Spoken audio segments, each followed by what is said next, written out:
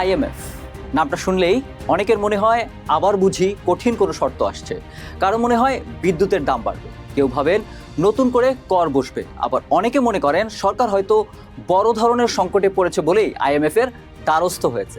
কিন্তু বাস্তবতা কি সত্যিই এমন? গত কয়েকদিন ধরে ঢাকায় অবস্থান করেছে আইএমএফ এর একটি প্রতিনিধি দল। অনেকেই ভাবছেন তারা বুঝি নতুন ঋণ অনুমোদন করতেই এসেছে। আসলে বিষয়টি তা নয়। এটি ছিল একটি ফ্যাক্ট ফাইন্ডিং মিশন, অর্থাৎ বাংলাদেশের অর্থনীতি এখন কোথায় দাঁড়িয়ে, সরকার কী ধরনের সংস্কার করতে চায়, আর নতুন ঋণের ভিত্তি কতটা শক্ত সেটি যাচাই করতে এসেছে আইএমএফ। এই সফরের পর তারা ওয়াশিংটনে একটি প্রতিবেদন জমা দেবে। সেই প্রতিবেদনের উপর ভিত্তি করে শুরু হতে পারে নতুন ঋণ কর্মসূচির আনুষ্ঠানিক আলোচনা। এখন প্রশ্ন হলো, নতুন কর্মসূচির প্রয়োজন কেন? কারণ আগের কর্মসূচির বেশ কয়েকটি গুরুত্বপূর্ণ সংস্কার শেষ পর্যন্ত বাস্তবায়ন হয়নি। বিশেষ করে ব্যাংক খাত, রাজস্ব আদায়, বাজার ভিত্তিক ডলারের বিনিময় হার এবং জ্বালানি খাতের সংস্কার, এসব জায়গায় প্রত্যাশিত অগ্রগতি না হয় আগের কর্মসূচি আটকে যায়। তবে এবার সরকারের অবস্থান কিছুটা আলাদা। সরকার বলছে সংস্কার হবে, কিন্তু সেটা ধাপে ধাপে। অনেকেরই সবচেয়ে বড় উদ্বেগ এখানে, আইএমএফ কি বিদ্যুৎ, গ্যাস বা জ্বালানির দাম আবার বাড়াতে বলছে?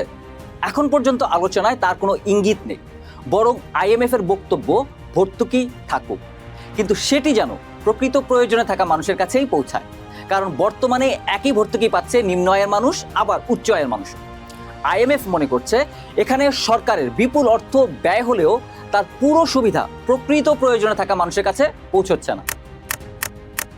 এই পুরো আলোচনায় সবচেয়ে বেশি গুরুত্ব পেয়েছে ব্যাংক খাত, কারণ আইএমএফ এর মতে বাংলাদেশের অর্থনীতির সবচেয়ে বড় দুর্বলতা এখানে। তারা জানতে চেয়েছে খেলাপি ঋণের প্রকৃত চিত্র কি, দুর্বল ব্যাংকগুলোকে কত সহায়তা দেওয়া হয়েছে, সেগুলোর ভবিষ্যতেই বাকি। অর্থনীতিবিদদেরও একই কথা, ব্যাংক খাতে সুশাসন নিশ্চিত না হলে অন্য কোনো অর্থনৈতিক সংস্কারের সুফল দীর্ঘস্থায়ী হবে না। এখানেও বিষয়টি অনেকের ধারণার মতো নয়। আইএমএফ এর মূল জোর করের হার বাড়ানোর উপর নয়, বরং করদাতার সংখ্যা বাড়ানোর উপরে। কারণ বাংলাদেশের কর জিডিপি অনুপাত এখন বিশ্বের অন্যতম কম। সরকারও বলছে নতুন কর চাপানোর কোনো চিন্তা নেই তাদের, করজাল সম্প্রসারণেই বেশি গুরুত্ব দেওয়া হবে।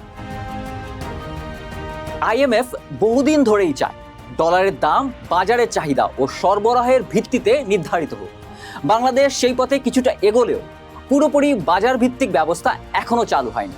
আইএমএফ চাইছে শুরু হওয়া এই সংস্কার যেন মাঝপথে থেমে না যায়। অবাক করার মতো হলেও সবচেয়ে গুরুত্বপূর্ণ বিষয়টি হয়তো নতুন ঋণের পরিমাণ নয়, বরং আইএমএফ এর মূল্যায়ন।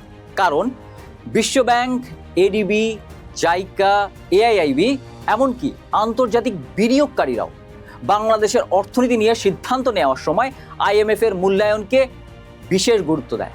অর্থাৎ এই কর্মসূচি শুধু ঋণের টাকা পাওয়ার বিষয় না, এটি আন্তর্জাতিক আস্থা অর্জনেরও একটি পরীক্ষা। তাহলে এই পুরো আলোচনা থেকে আমরা কি বুঝলাম? সরকার সংস্কার করতে চায়, আইএমএফও সংস্কার চায়। পার্থক্যটা শুধু গতিতে। আইএমএফ চায় দৃশ্যমান অগ্রগতি, সরকার চাইছে সেই পরিবর্তনগুলো ধাপে ধাপে বাস্তবায়ন করতে। শেষ পর্যন্ত এই আলোচনা কতটা সফল হবে সেটি নির্ভর করবে শুধু নতুন ঋণ পাওয়া না পাওয়ার উপর নয়, বরং নির্ভর করবে বাংলাদেশ আন্তর্জাতিক উন্নয়ন সহযোগী ও বিনিয়োগকারীদের কাছে কতটা আস্থা ফিরিয়ে আনতে পারে তার উপর। কারণ এই গল্পটা শুধু আইএমএফ এর নয়, এটি আগামী কয়েক বছরের বাংলাদেশের অর্থনীতির গল্প।